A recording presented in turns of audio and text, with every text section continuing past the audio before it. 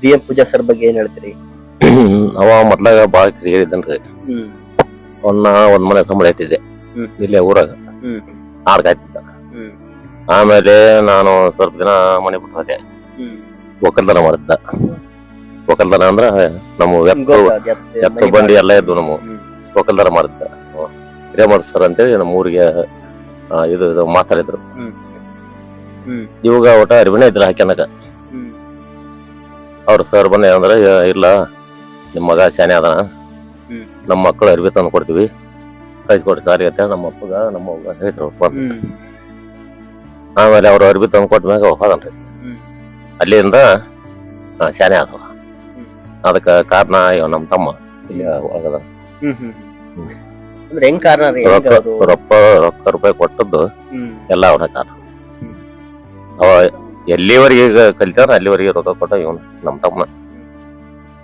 ಇವತ್ತೀಗ ಕೊಪ್ಪಳದಲ್ಲಿ ಒಂದು ಒಬ್ಬ ದೊಡ್ಡ ವಕೀಲರಾಗಿ 4 ಜನಕ್ಕೆ ಹೆಸರುವಾಗಿದ್ದಾರೆ. ಅದ್ರ ಬಗ್ಗೆ ಏನ್ ಅಂತೀರಿ? ನಮ್ಗೆ ಬಾಳ ಖುಷಿ ಆಗತ್ತೆ ಅದು. ಬಾಳ ಖುಷಿ ಆಗತ್ತೆ ನಮ್ಗೆ. ಏನಿದ್ರು ಮನೆ ಖರ್ಚು ನೋಡಿಕಂತಾರ, ಎಲ್ಲ ಬಾಳ ಮಾಡ್ತಾರ. ನಿಮ್ಗೆ ಬಾಳ ಖುಷಿ ತಮ್ಮ ಒಳ್ಳೆ ವಕೀಲರಾಗಿ ಇವತ್ತು ಒಂದು ಒಳ್ಳೆ ಅಂತ ಹೇಳಿದ್ರೆ ಒಂದು ಜವಾಬ್ದಾರಿತವಾಗಿರ್ತಾರೆ. ಒಬ್ಬ ನಮ್ಮ ಮನೆ ಅಂದ್ರೆ ನಿಮ್ಮ ಮನೆ ಒಬ್ಬ ಏನೋ ನೌಕರ ಸ್ಥಾನಲ್ಲಪ್ಪ, ಒಂದು ದೊಡ್ಡ ಹೆಮ್ಮೆ ಇದೆ. ಬಾಳ ಹೆಮ್ಮೆ. ಬಿ ಎಂ ಪೂಜಾರಾದ ಅವರ ತಮ್ಮ. ನಮ್ಮ ತಂದೆ ತಾಯಿ ಆಶೀರ್ವಾದದಿಂದ ನಾವು ಬಹಳ ಚೆನ್ನಾಗಿದ್ದೀವಿ. ಅದಕ್ಕೆ ನಮ್ಮನ್ನ ಕೊಪ್ಪಳದಲ್ಲಿ ವಕಾಲತ್ತು ಮಾಡುವಂತ ಬಹಳ ನಮ್ಗೆ ಹೆಮ್ಮೆ ಅನಿಸ್ತದೆ. ನಮ್ಮ ಮನೆಯಲ್ಲಿ ಯಾರು ಇದ್ದಿಲ್ಲ, ಆದ್ರೆ ನಮ್ ದೊಡ್ಡಪ್ಪ ನಮ್ಗ ಎಲ್ಲಾರು ಅದಾರ. ನಮ್ಮ ಅಣ್ಣ ಒಬ್ಬ ಅಣ್ಣ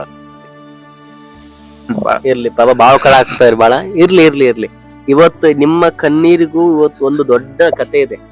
ಏನ್ ಸರ್ ಹೇಳಿ ಸರ, ಅವರು ಎಲ್ಲ ಇಲ್ಲೇ ಕಲಿತಿದ್ರು ಗಡದಾಗ ಸರ. ಅವಾಗಲಿಂದ ನಮಗ ಹೇಳಕ್ ಸರ್, ಅಲ್ಲಿಂದ ಅವ್ರು ಕಲ್ಕಂತ ಹೊಂಟ್ರು. ನಾವು ಕೊಟ್ಟಿದ್ದೇನು ನಮ್ಗ ಅಷ್ಟು ಮುಟ್ಟಿಸ್ಯಾರ. ಇಲ್ರಿ, ನೀವು ಭಯ ಎದುರ್ಬಾರ್ದು, ಅಳ್ಬಾರ್ದು. ನೀವು ಇವತ್ತು ಯಾಕೆ ಬಂದಿವಿ ಅಂದ್ರೆ ನೀವು ಖುಷಿಯಾಗಿ ಹೇಳ್ಬೇಕು ನಮ್ ಜೊತೆಗೆ ಸರ್ ಬಗ್ಗೆ ಅಲ್ವಾ? ಹೇಳ್ರಿ. ಚೆನ್ನಾಗಿದ್ದಾರೆ ಸರ್. ನಾವು ಹೋಗ್ತಿದ್ವಿ, ಅವರು ಬರ್ತಾರ ಸರ್. ಬಂದೆಲ್ಲ ನಮ್ದು ಏನು ನಮ್ಮ ಸಮಸ್ಯೆ ಇದ್ರ ಬಗ್ಗೆ ಈಗ ಅಮ್ಮನ ದುರ್ಗ ಮುಂದೆ ಏನೈತಿಲ್ರಿ, ಎಲ್ಲಾ ನಾವು ಪೂಜೆ ಮಾಡ್ತೀವಿ. ನೀವು ಮೂಲತಃ ಮಾಡಿದ್ರು ಪೂಜೆ ಮಾಡ್ಕೊಂಡವ್ರು? ಹಾ ಸರ್.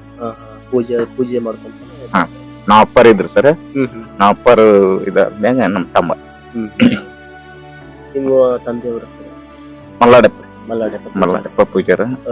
ಅವ್ರ ಆಶೀರ್ವಾದದಿಂದ ನಾವು ಈ ಬಟ್ಟೆಗೆ ಬೆಳೆದಿವಿ ಸರ್. ನಮ್ಮ ತಾಯಿ ಹಂಗಾಗಿ ಅವರು ಅಲ್ಲಿ ವಕೀಲ ಆದಂತ ನಮ್ಮ ಅಣ್ಣ ಏನದಲ್ರಿ, ಅವ್ರ ನಮ್ಗೆ ಬಹಳ ಹೆಮ್ಮೆ. ನಿಮ್ಮ ಮನೆತನಕ್ಕೆ ಒಂದು ದೊಡ್ಡ ಒಂದು ಶಕ್ತಿ ಇದ್ದಂಗೆ ಸರ್. ಏನಿದ್ರು ಮಾಡ್ತಾರ, ಬರ್ತಾರ, ನಮ್ ಹೆಂಗೈತಾನ ಅಂತ ಬಂದ್ ಮಾಡ್ಕೊಡ್ತಾರೆ. ಫೋನ್ ಹಚ್ಚಿ ಸಾಕು ಸರ್. ಈಗ ನೀವೇನ್ ಮಾಡ್ತೀವಿ ಊರಲ್ಲಿ? ನಾವು ಹೊಲಮನೆನೂ ಮಾಡ್ತೀವಿ ಸರ್. ನಾವು ಕೃಷಿ ಉತ್ಪಾದನೆ ಮಾರುಕಟ್ಟೆಯಲ್ಲಿ ಕೆಲಸ ಮಾಡ್ತೀವಿ. ಹೌದಾ? ಹಾ ಸರ್, ಅಲ್ಲಿ ಮಾಡ್ತೀವಿ ಸರ್. ನಮ್ಗೆ ಯಾವ್ದ ದಗದಾಗ ಮಾಡ್ಕೊಂಡು. ಹಾ ಸರ್, ಮಾಡ್ಕೊಂತೀವಿ. ಎಷ್ಟು ಜನ ಸರ್ ನೀವೆಲ್ಲ? ನಾವು 5 ಜನ. ನಮ್ಮ ಸರ್ ಹಿಡಿದು 5 ಜನ ಸರ್. ನಮ್ಮ ಅಕ್ಕ ಮಕ್ಕಳು ನಾವು 7 ಜನ. ನಮ್ಮ ತಾಯಿ ತಂದೆ ಹಿಡಿದು 7 ಮಂದಿ, 9 ಮಂದಿ. ಅವಾಗೆಲ್ಲ ಬಹಳ ಚಿಕ್ಕವ್ರದ್ದು ಬಹಳ ಓಡಾಡ್ತನ ಮಾಡ್ತಾರಂತ, ಹೌದಾ ಪೂಜಾರವರು? ಹೌದು ಸರ್. ಹೆಂಗೆ ಏನದು ಸ್ವಲ್ಪ ಜೊತೆ ಆಡಿ ಬೆಳೆದದ್ದು ಅಥವಾ ಏನು ಜಾಸ್ತಿ ಓಡಾಡ್ತನ ಮಾಡಿದ್ದೆ ಅನ್ನೋದ್ರಿದ್ರೆ ಹಂಚ್ಕೊಳ್ರಿ ಖುಷಿಯಾಗಿ. ಇಲ್ಲ ಸರ್, ಅವರು ನಮ್ಮ ದೊಡ್ಡಪ್ಪನ ಮಕ್ಕಳು, ನಮ್ಮ ಅಣ್ಣರ ತಮ್ಮರ ಸರ್. ಸೋಮಪುರ ಅಣ್ಣರ ತಮ್ಮರ ವಿಕ್ರಪ್ಪ ಅಂತ ಹೇಳಿ ಸರ್. ಅವರು ಬೆಂಗಳೂರಲ್ಲಿ ಇದ್ದಾರೆ ಸರ್. ಈಗ ಅವರು ಕ್ಲಾಸ್ಮೇಟ್ ಸರ್. ಅವರು ದುಡಿಯ ಹೋಗೋದು, ಏನೋ ಓಡಾಡ್ತನ ಮಾಡೋದನ್ನ ಮಾಡ್ತಿದ್ರು ಸರ್. ಅವಾಗ ಎಲ್ಲ ಇದು ಮಾಡ್ತಿದ್ರಿ. ಹೊಳ್ಳಿ ಅವ್ರು ಏನ ಇಲ್ಲೇನ ಸರ್ ಹಿರೇಮಠ ಸರ್ ಅಲ್ಲೇನ್ ಕಲಿಯಾಕತ್ತೀರಿ ಸರ್. ಅವಲಿಂತ್ರ ಕಲಿಯಾಕತ್ತೀರಿ. ಎಲ್ಲ ಒಕ್ಕಲ್ತನ ಮಾಡಿ ಸರ್. ಒಕ್ಕಲ್ತನ ಮಾಡಿಕಂತ ನಮ್ಗ ಅವಾಗ ಇನ್ನ ದುಡಿಯೋದಕ್ಕಿಲ್ಲ ಸರ್. ನಮ್ಗ ಅವ್ರ ಒಕ್ಕಲ್ತನ ಮಾಡಿ ತಾವು ಶಾಲೆ ಕಲ್ತಿದ್ವಿ ಸರ್ ಅವಾಗ. ಹ್ಞೂ ಸರ್. ನಮ್ಮ ವಿದ್ಯಾಭ್ಯಾಸಕ್ಕ ಒಕ್ಕಲ್ತನ ಮಾಡಿ ದುಡದ ದುಡ್ಡನ್ನ ಫೀಸ್ ಏನೋ ಕಟ್ಕೊಂಡು ಏನೋ ಕಲ್ಕೊಂಡು ಹೋಗ್ತೀವಿ. ಮಾಡ್ತೀವಿ ಸರ್. ಹೊಳ್ಳಿ ನಮ್ಗ ತಿಳುವಳಿಕೆ ಮೈ ನಮ್ಮ ತಮ್ಮರು ನಾವು ಕೂಡಿ ಎಲ್ಲರೂ ದುಡಿದ್ಕಾಗ ನಮ್ಮ ಅಣ್ಣರಿಗೆ ಒಂದು ದಾನ ಮಾಡಿವಿ ಸರ್. ಮತ್ತೇನು ಸರ್, ನಾನು ನಾಗರಾಜ್ ಪೂಜಾರ್ ಅಂತ ಸರ್. ನಾವು ದುರ್ಗಾದೇವಿ ಅರ್ಚಕರಿದ್ದೀವಿ. ನಮ್ಮ ಮನೆ ಬಗ್ಗೆ ಅಳಬಾರ್ದು ದಯವಿಟ್ಟು ಇವತ್ತು ಖುಷಿ ವಿಚಾರ ಮಾತಾಡ್ಬೇಕು. ನೀವೆಲ್ಲ ಹತ್ಕೊಂಡ್ ಕೂತ್ಕೊಂಡ್ರೆ ಹೇಳಿ ಹೆಂಗೆ? ಸಣ್ಣ ಇರೋದ್ರ ಸಜ್ಜನ ಆಯಿಲ್ ಮಿಲ್ ಅಂತ ಮಿಲ್ ಸರ್. ಆಯಿಲ್ ಮಿಲ್ ದುಡ್ತಾರೆ ಸರ್ ಅವ್ರು. ನಮಗ್ ಇನ್ನ ತಿಳಿ ಕಷ್ಟ ಇದ್ದಿಲ್ಲ ಸರ್. ನಮ್ಮವ್ವ ಲಕ್ಷ್ಮಿ ಆಯಿಲ್ ಮಿಲ್ ಅಂತ ಸರ್. ಆ ಮಿಲ್ಲಾಗ ನಮ್ಮ ಅಕ್ಕ ನಮ್ಮ ಅಷ್ಟು ದುಡ್ತೀವಿ ಸರ್. ಇವಾಗ ನಮ್ಮ ನಾವು ಕಲ್ತಾರ ಮಾಡ್ತೀನಿ ಸರ್. ಅವಾಗ ನಾವೆಲ್ಲ ಸಣ್ಣರಿದ್ದೆ ಸರ್. ಮಿಲ್ ಒಳಗ ರಾತ್ರಿ ಬೆಳತನ ಕೆಲಸ ಮಾಡಿದ್ ಸರ್. ಬೆಳಿಗ್ಗೆ ಮತ್ತೆ ಸಾರಿ ಹೋಗಿದ್ದು ಸರ್. ಅವಾಗ ನೆಕ್ಸ್ಟ್ ಟೈಮ್ ನಮ್ಗೆ ತಿಳುವಳಿಕೆ ಬಂದಾಗಿದ್ದ ಇಲ್ಲಿ ಗದಗನ್ಯಾಗ ಒಂದ್ ಕಾಲೇಜ್ ಹೋದ್ ಸರ್. ಅವ್ ನಮ್ಮನ್ನ ನಾವು ಸೇರಿ ಇಬ್ರು ದುಡ್ದು ನಮ್ಗೆ ಎಷ್ಟು ಆಗ್ತದೆ ಅಷ್ಟು ಸಹಾಯ ಮಾಡಿದ್ವಿ ಸರ್. ನಮ್ಗೇನ್ ಕಮಿಟಿ ಇಲ್ಲ ಸರ್. ಪ್ರತಿ ಯಾವ್ದೇ ಫಂಕ್ಷನ್ ಇದ್ರೆ ಅಣ್ಣ ಹಿಂಗೈತೆ ಅಂದ್ರ ನಂಗೆ ಅಮೌಂಟ್ ಹಾಕ್ತಾನೆ ಸರ್. ಗುಡಿ ಅಲ್ಲೇ ಕುಂದ್ಕೊಂಡ್ ಅಮೌಂಟ್ ಹಾಕ್ತಾನೆ ಸರ್ ನನಗೆ. ಪ್ರತಿ ಯಾವ್ದು ಫಂಕ್ಷನ್ ಇರ್ಲಿ ಬರ್ತಾನ. ಮೋಜು ಮಸಲು ಭಜನೆ ಎಲ್ಲ ಸರ. ಇಂಥದೈತ ನನ್ನ ಸಣ್ಣ ನೋಡ್ರಿ ಫೋನ್ ಹಚ್ತಾರೆ ಸರ್. ಬರ್ತಾನೆ ಸರ್. ಯಾವ್ದಕ್ಕ ಕಮ್ಮಿ ಇಲ್ಲ ಸರ್. ನಮ್ಮಪ್ಪ ಒಂದ್ ಮಾತು ಹೇಳಿದ್ ಸರ್ ಅವ್ರಿಗೆ, ಅಪ್ಪ ನಂಗ ಎಲ್ಲ ಇಷ್ಟೆಲ್ಲ ಕಲಿಯಕ್ ಆಗಲ್ಲ. ಹಂಗಂದ್ರ ನಿಮ್ ಮುಂದೆ ನೀ ಕಾರ ಅಡ್ಡಾಡ್ತಿ ಮಗ, ನೀ ಅದ್ರ ತಲೆ ಕೆಡ್ಸಬೇಡ, ನೀ ಹೋಗು, ನೀನ್ ನಾ ಹೇಳಿದ್ದೆಲ್ಲ ನಿಂಗ ಆಗತ್ತ ಅಂತ ಹೇಳ್ದ ನಮ್ಮಪ್ಪ ಏನೇನ ಅದ ಈಗ ನಡೆದೈತಿ ಸರ್. ಹಾ ಸರ್. ತಂದೆಯವರ ಮಾರ್ಗದಂತೆ ಅವ್ರ ಮಾತಿನಂತೆ ಇವತ್ತು ಅದೇ ರೀತಿಯಲ್ಲಿ ಅವರು ಕಾರ್ನಲ್ಲೇ ಮೆರಿತಾ ಇದ್ದಾರೆ. ಹೌದು ಸರ್. ಹೌದು ಸರ್. ಕರೆಕ್ಟ್ 100% ಕರೆಕ್ಟ್ ಇದೆ. ನಾವು ದುರ್ಗಾದೇವಿ ಮಲೆನಾಡು ದುರ್ಗಾದೇವಿ ಸರ್. ಈಗ ಅರ್ಚಕ ಮಾಡಕ 18 ವರ್ಷ ಸರ್. ನಾವು ಪರಿಸಿರ್ಕೊಂಡ್ರೆ 18 ವರ್ಷ ಸರ್. ಅವಾಗಿದ್ದ ನಮಗೂ ಹೇಳಿಕಂತ ಎಲ್ಲ ಚಲೋ ಐತಿ. ನಮಗೂ ಕರೆಕ್ಟ್ ಐತೆ ಸರ್. ತಾನು ಕರೆಕ್ಟ್ ಚಲೋ ಅದನ್ನ ಇನ್ನೂ ಚಲೋ ಅಲ್ಲಿ ನಮ್ಮ ಅಂತಂದ್ರೆ ಎಲ್ಲರಿಗೆ ಆ ದೇವಿ ಒಳ್ಳೇದು ಮಾಡ್ಲಿ ಅಂತ ಹೇಳಕ್ ಬಯಸ್ತೀನಿ ಸರ್. ನಾನು ಕೊನೆ ಮಗ.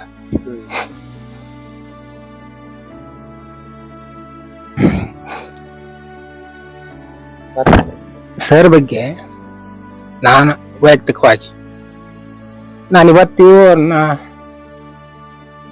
ಅನ್ನಂತ ನಾ ಯಾವಲ್ಲಿ ನೋಡಿಲ್ಲ. ಸೊ ಎರಡನೇ ತಂದೆಕಿನ ಹೆಚ್ಚಾಗಿ ಅವ್ರು ನನಗೆ. ಸೊ ಲಾಸ್ಟ್ ಪ್ರಪೋಸಲ್ ಬಂದು ಸ್ವಲ್ಪ ಯಾವ್ದೋ ನಂದು ಬ್ಯಾಡ್ ವಿಷಯದಲ್ಲಿ ಸ್ವಲ್ಪ ಅನಾರೋಗ್ಯದಿಂದ ಬಹಳ ಇದಾಗಿದೆ. ಇನ್ನೇನು ನಮ್ಮ ಊರಾಗ ಪೂರ್ತಿ ಏರಿಯಾಗ ಹನುಮಂತ ಸತ್ತ, ಹನುಮಂತ ಬದುಕಲ್ಲ, ಇದು SDM-ನಾಗ ಹೇಳ್ತು. ಹಿಂಗಾದ್ಮೇಲೆ SDM-ಗೆ ನಮ್ಮ ಇಂಜಿನಿಯರ್ ಜ್ಯೋತಿ ಮೇಡಮ್ ಅವರು ಸರ್ ಬಂದ್ರು. ನಂಗೆ ಗೊತ್ತಿಲ್ಲ, ಪ್ರಜ್ಞೆ ಇರಲಿಲ್ಲ ಅವಾಗ. ಈ ಟೈಮ್ನಾಗ ಬಂದು ಡಾಕ್ಟರ್ ಕೇಳ್ಯಾರ ಅವರು.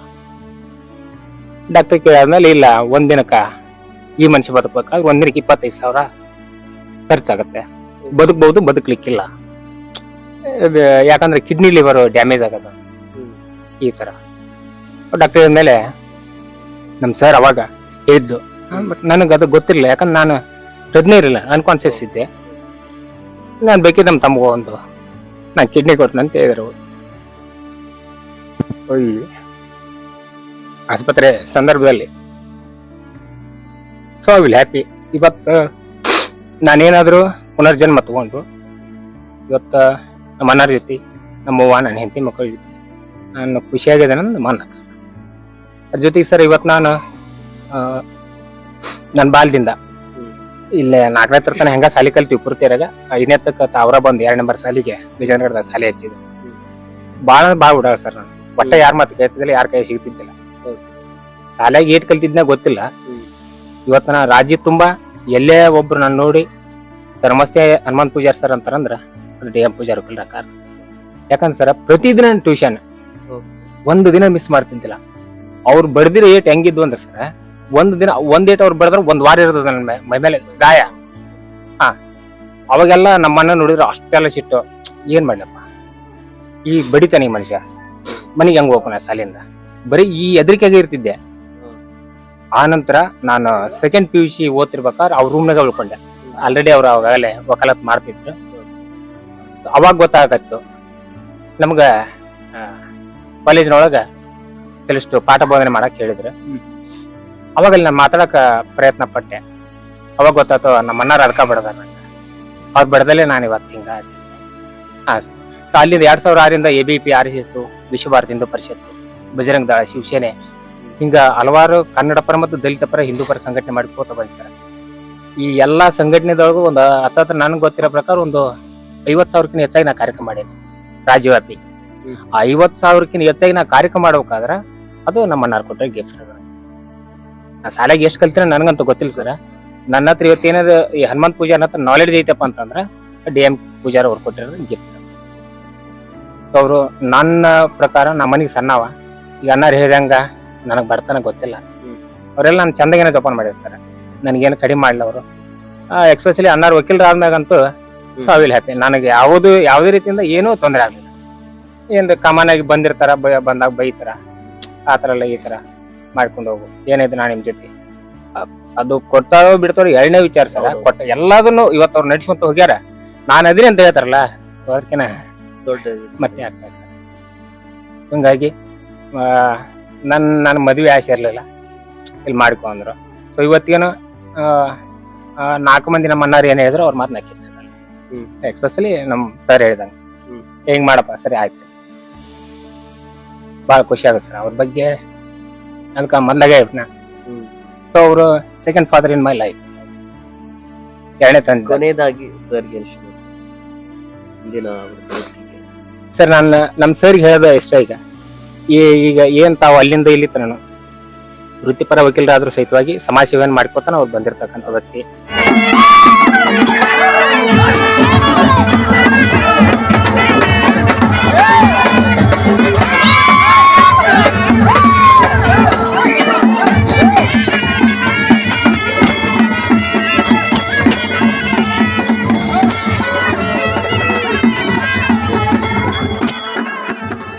ನಮ್ಗೆ ಇವು ಭಜನಾ, ಕರಡಿ ಮಜಲು, ಹಲಿಗೆ ಮಜಲು ನಮ್ ಬಾರ್ಸಕ್ ಬರ್ತಿದ್ದಿಲ್ರಿ. ಇವ್ರು ನೋಡ್ತಿದ್ವಿ ದೂರ ನಿಂತ ನೋಡುದು, ಯಾಕ ಹತ್ರ ಹೋದ್ ಬಡಿತೇನ, ಅದೊಂದ್ ಭಯ ಹುಟ್ಟು ಬಿಟ್ಟಿತ್ ಮನುಷ್ಯರಾಗ. ಅಲ್ಲಿ ಅನ್ನದಾನ, ಅಲ್ಲಿ ಹೋದ್ ಬಡಿತೇನ. ಅವ್ರು ಅಲ್ಲೇನ್ ಬಾರಿಸ್ತಿದ್ರು ಅದನ್ನ ನನ್ನ ತಲೆಯೊಳಗೆ ಇಟ್ಕೊಂಡು ನಮ್ದೊಂದು ಎಮ್ಮಿಗೊಡ್ಡು ಇತ್ತು, ಆ ಎಮ್ಮಿಗೊಡ್ಡು ದುಬ್ಬ ಬಾರಿಸಿ ಹೋತ ನಾನು ಕಲ್ತಿದ್ದದು. ಸೊ ಇವತ್ತು ನಾವ್ ಎಲ್ಲೇ 4 ಕಡೆ ಏನಾದ್ರು ಒಂದು ಸಂಗೀತ ವಾದ್ಯ ನುಡಿಸ್ತೀವಪ್ಪ ಅಂತಂದ್ರೆ ಅದು ನಮ್ ಸರ್ ಕಲ್ಸಿದ್ದಾರೆ ಅದು. ಹಾ ಸರ್, ಈ ಕೊಳಲು ವಾದ್ಯ ಫಸ್ಟ್ ಪುಟಯಾಜರ್ ಮಾಡಿದಾಗ ತಬಲ ವಾದ್ಯ ಮತ್ತು ಫಸ್ಟ್ ನಮ್ ತಿಳುವಳಿಕೆಲೆ ಕೊಳಲನ್ನ ನುಡಿಸಿದಂತ ವ್ಯಕ್ತಿ ನಮ್ಮ ಅಣ್ಣಾರ, ನಮ್ ಗ್ರಾಮದೊಳಗ. ಅಣ್ಣಾರು ಇವರೆಲ್ಲ ಇವನ್ನ ಕಡಿ ಮಜಲ್ ಬಾರಿಸ್ತಾರ ಸರ್. ಕೊಳಲು ಯಾರು ಓದ್ತಿರ್ಲಿಲ್ಲ, ಫಸ್ಟ್ ಓದ್ಯಾರ ಅವರು ನಿಮ್ಮ ಗ್ರಾಮದಲ್ಲಿ ಫಸ್ಟ್. ಹೌದು ಸರ್, ಹೌದು. ಮತ್ತ ಆಗಿನ ಟೈಮ್ನಾಗ ಪೂಜೆ ಮಾಡಿದಾಗಿಂದ ಒಬ್ಬರನ್ನ ಯಾರನ್ನ ಸಣ್ಣ ಪೂಳನ್ ಕರ್ಕೊಂಡ್ ಈ ಹನುಮಂತೇವ್ರ ಗುಡಿಯಾಗ ಒಂದು ಕಾರ್ಯಕ್ರಮ ಮಾಡಿದ್ರು, ಭಾರಿ ವಿಜೃಂಭಣೆಯಿಂದ ಕಾರ್ಯಕ್ರಮ ಮಾಡಿದ್ರು ಸರ್. ನಾ ಇವತ್ತೇನೋ ಒಂದು ಕಾರ್ಯಕ್ರಮ ಎಸ್ಟಿಮೇಟ್ ಹಾಕೊಂಡು ಆ ರೂಪರೇಷೆಗಳನ್ನ ನಾನು ಮಾಡಾಕತ್ತೀನಪ್ಪ ಅಂತಂದ್ರ ಅದು ನಮ್ಮ ಅಣ್ಣಾರ್ ಹಾಕೊಟ್ಟಿರ್ತಕ್ಕಂಥ ದಾರಿನ ಅದು. ಯಾಕಂದ್ರ ಶಿಸ್ತಿನ ಸಿಪಾಯಿ ಅವರು ಯಾವಾಗ್ಲೂ ಭಾರಿ ನೀಟ್ನೆಸ್ ಇರ್ಬೇಕು ಅವ್ರಿಗೆ. ನಾವು ಊಟ ಮಾಡ್ತೀವಿ ಇಲ್ಲದ ಎರಡನೇ ವಿಚಾರ, ಯಾವಾಗ್ಲೂ ನಾವು ಶಿಸ್ತಾಗಿರ್ಬೇಕು. ಇವತ್ತ ಏನಂದ್ರೆ ಈಗೇನ್ ಅವರು ಸಮಾಜ ಸೇವೆ ಮಾಡ್ಕೊಂಡು ಹೊಂಟಾರ ಸರ್, ಆ ಸಮಾಜ ಸೇವೆ ಇನ್ನೂ ಹೆಚ್ಚಿಂದಾಗಿರ್ಲಿ. ಅವ್ರೇನ್ ನಮ್ಗೇನ್ ಧೈರ್ಯ ಕೊಡ್ತಾರ ಅದಕ್ಕಿಂತ ಹೆಚ್ಚಾಗಿ ಧೈರ್ಯ ನಾವು ಅವ್ರಿಗೆ ಕೊಡ್ತೀವಿ. ನಾವ್ ಯಾವಾಗ್ಲಿ ಸೊ ತಮ್ಮ ಅಂತ ಹೇಳ್ತೀನ, ಅವ್ರ ಮಗನ ಯಾವಾಗ್ಲೂ ಅವ್ರ ಜೊತೆ. ದೊಡ್ಡ ಮಾತು ಸರ್, ನಿಜವಾಗ್ಲು ಇವತ್ತು ನೋಡಿ ನಾನೇನೋ ಅನ್ಕೊಂಡ್ ಬಂದೆ ಊರಿಗೆ. ನಿಜವಾಗ್ಲು ಎಷ್ಟು ಎಲ್ರು ಕೂಡ ಪ್ರತಿಯೊಬ್ರು ಕೂಡ ಭಾವುಕರಾಗ್ತಾ ಇದ್ದಾರೆ. ಯಾಕಂತ ಹೇಳಿದ್ರೆ ಒಬ್ಬ ವ್ಯಕ್ತಿಯನ್ನ ನಾವು ಅವರನ್ನ ನೋಡಿ ಅಳಿಯೋಕ್ಕಿಂತ ಕೂಡ ಮನಸ್ಸಿನ ಮಾತುಗಳನ್ನ, ಮನಸ್ಸಿನ ಸಾಧನೆಗಳನ್ನ ನೋಡಿ ಅಳಿಯುವಂಥದ್ದು ಬಹಳಷ್ಟು ಮುಖ್ಯವಾಗುವಂಥದ್ದು ಈ ವಿಚಾರದಲ್ಲಿ. ಇವತ್ತು ಈ ಫ್ಯಾಮಿಲಿ ಕೂಡ ದುಃಖವನ್ನು ಪಡ್ತಿರುವಂಥದ್ದು. ಅಂದ್ರೆ ದುಃಖ ಅನ್ನೋಕ್ಕಿಂತ ಮುಂಚಿತವಾಗಿ ಅವರ ಒಂದು ಮಾನವೀಯತೆ ಆಗಿರ್ಬೋದು, ನಿಷ್ಕಲ್ಮಶ ಮನಸ್ಸಾಗಿರುವಂಥದ್ದು, ಜೊತೆಗೇನೆ ಕುಟುಂಬಕ್ಕೆ ಕೊಟ್ಟಿರ್ತಕ್ಕಂಥ ಉತ್ತಮ ಕೊಡುಗೆ ಅಂತ ಹೇಳಕ್ ಇಷ್ಟಪಡ್ತೀನಿ. ಬಹಳಷ್ಟು ವಿಷಯಗಳು ತಿಳ್ಕೊಂಡ್ವಿ. ನಂತರ ಮತ್ತಷ್ಟು ನಿಮಗೆ ನಾನು ಪರಿಚಯ ಮಾಡಿಸ್ತಾ ಬರ್ತೀನಿ ಕುಟುಂಬದ ಸದಸ್ಯರನ್ನ. ವೀಕ್ಷಕರೇ,